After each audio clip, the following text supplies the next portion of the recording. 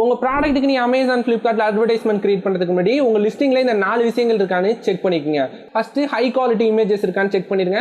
அதுவும் உங்க ப்ராடக்ட்டோட main image வந்து காம்படிட்டரை கம்பேர் பண்ணும்போது ரொம்பவே யூனிக்கா இருக்கு, ரொம்பவே ஈஸியா உங்க ப்ராடக்ட்டை ரெப்ரசென்ட் பண்ணுதுன்னா அது ரொம்பவே உங்களோட கேம்பெயினுக்கு ஹெல்ப் பண்ணும். ரெண்டாவதா நீங்க பார்க்க வேண்டியது பிரைசிங். நம்ம என்னதான் நம்ம ப்ராடக்ட்டுக்கு எல்லாமே கரெக்டா வச்சிருந்தாலுமே தப்பான பிரைசிங் செட் பண்ணோம்னா நமக்கு ஆர்டரா கன்வெர்ட் ஆகாது. அதனால காம்படிட்டிவ் பிரைஸ் எல்லாம் அனலைஸ் பண்ணுங்க.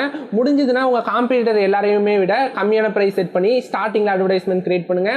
மூணாவதா நீங்க ஃபோக்கஸ் பண்ண வேண்டியது என்னன்னா உங்க ப்ராடக்ட் பத்தி டீடைலான டைட்டிலும் புல்லட் பாயிண்ட்ஸ் இருக்கான்னு பாருங்க.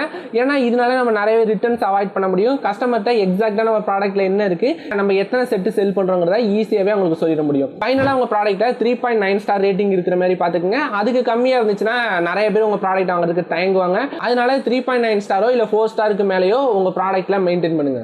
இந்த விஷயங்கள்லாம் கரெக்டா இருக்கான்னு செக் பண்ணிட்டு அதுக்கப்புறமா நீங்க அட்வர்டைஸ்மெண்ட் ரன் பண்ணீங்கன்னா டீசென்டான ரிசல்ட் உங்களுக்கு கண்டிப்பா கிடைக்கும்.